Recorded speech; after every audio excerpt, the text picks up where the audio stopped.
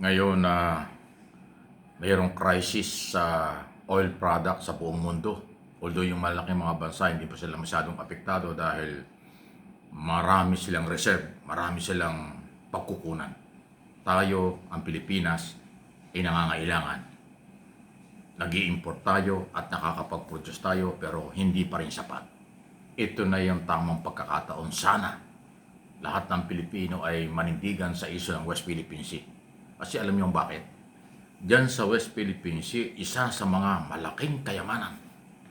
Maaaring bilyon o trilyong dollars business sa oil product.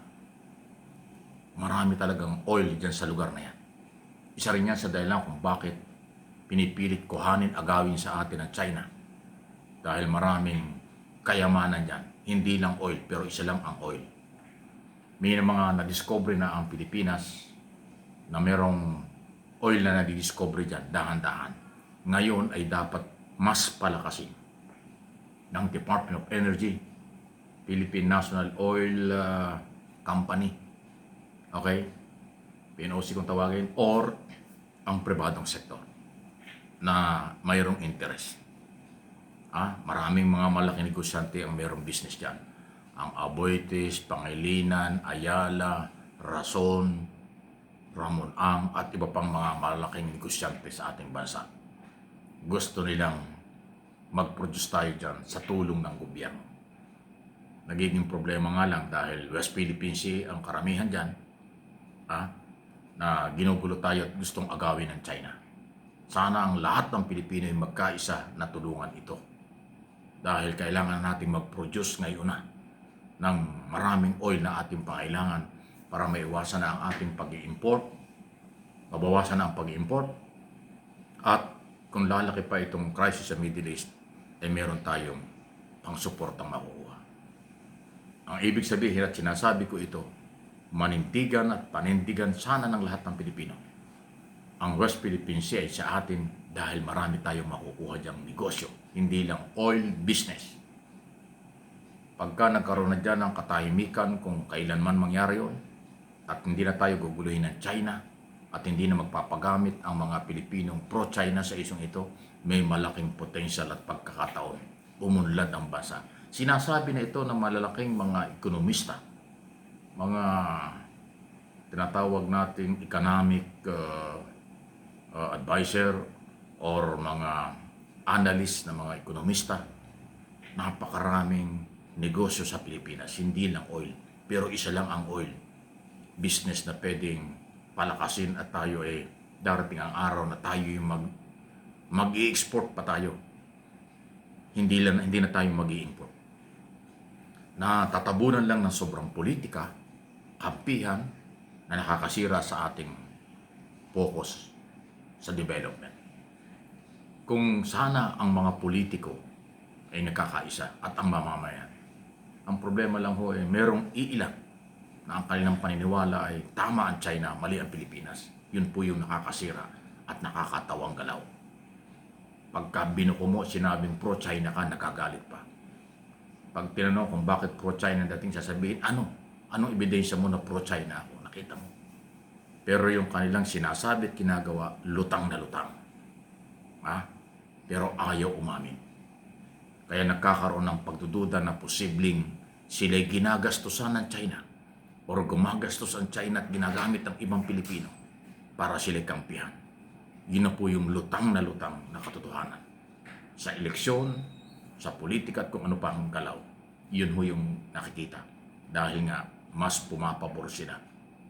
Okay? Doon sa bansang nangaagaw dahil maraming kayamanan sa West Philippine Sea. Actually, hindi lang ang West Philippine Sea, maraming mga lugar na sinasabing merong oil na nakatago na hindi na-discover, hindi na-develop sa Pilipinas. Sana ay dumating tayo sa ganong kakataon. Ang nabanggit kong malalaking mga negosyante ay willing mga kapital para sa business na ito. Yun lang security at focus ng national government ang gusto nilang makuha. Kasi kung talagang priority ng national government, bigyan sila ng suporta, hindi lang financial support, kung hindi security at malinaw na policy, madidiscover po yan napakalaking business sa Pilipinas. Oil at marami pang iba. Ayan, ano po ang inyong masasabi yan? Kasi ngayon linggong ito, tumaas na naman ang fuel. Posibleng tumaas pa dahil hindi natin alam kung hanggang kailan ang crisis sa Middle East. Ang laki po ng epekto nito sa ating mga bilihin. Lalo na sa mga hindi sapat ang kinikita. Ay di lalo na yung walang trabaho. Bay, hindi naman pwedeng hindi ka gagastos. Ayun po yun eh. So alam ito ng gobyerno. Kung dapat ang gobyerno ay tulungan dito sa kinakaharap natin ito. Kasi pag tumagal itong crisis na ito, may malaking epekto ito, hindi lang sa gobyerno ito, kahit na sinong susunod na gobyerno pagkatapos ng 2028 national election. Ang epekto kasi ng crisis, hindi nakukuha, natatapos overnight o after 1 year. Hindi po. Maraming taon yan. Kita mo yung crisis na epekto ng Ukraine-Russia. Hindi pa tapos hanggang ngayon. Di ba? Yung issue at problema dun sa kalagayan ng ating OFW kahit nung araw pa dun sa nangyari sa Iraq, Kuwait, di ba ang tagal ng panahon bago nakarecover ang ating mga kababayan. Lalo na itong sa Iran, Israel, Amerika, nakauumpisa pa lang halos. Nakita naman yung mga balita ron. Pero ingat po kayo sa mga balitang nanggagaling dyan sa maraming AI. Artificial intelligence, mahirap yun. Lalo yung mga video, hindi ko totoong iba ron. For views at saka subscriber lang ginagawa ng ibang mga gumagawa ng balita dyan. Yung lehitimong media na nakatutok dyan, yun ang pwedeng paniwalaan. Pero yung mga ginagawa ng iba, mukhang kaduda-duda na. AI nga ang tawag doon. Artificial intelligence. Ang kanilang pamamaraan para lang humakakuha at ng views. Ang daming gimmick talaga, kakabukuhan talaga. Kahit nga yung OFW, yung mga OFW, okay, don't panic. Kasi mayroong mga OFW yung nagpapalabas din, akala mo naman talagang tatamaan na sila.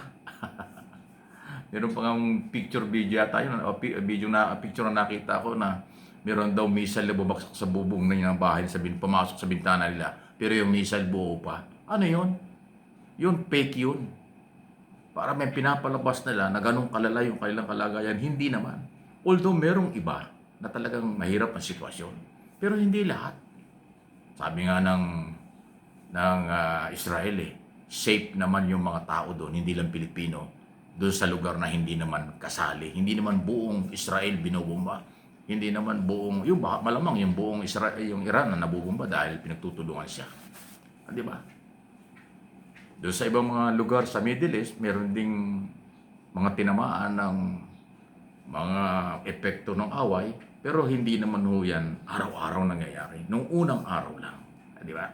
Pero yun mga gumagawa ng content para sa kanilang interest. Ikitang-kita mo na karamihan dyan ay AI, Artificial Intelligence, yung kanilang mga video at mga picture para palabasin ganong kalala.